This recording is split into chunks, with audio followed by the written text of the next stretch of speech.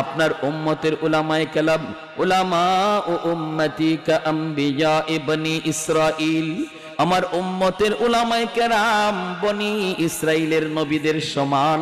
কথাটা কি আপনি বলছেন নাকি? আমার আপনার নবী বলেন, হ কথাটা তো আমি বলেছি। মুসা নবী তখন বলেন, কেমন করে আপনি কথাটা বললেন?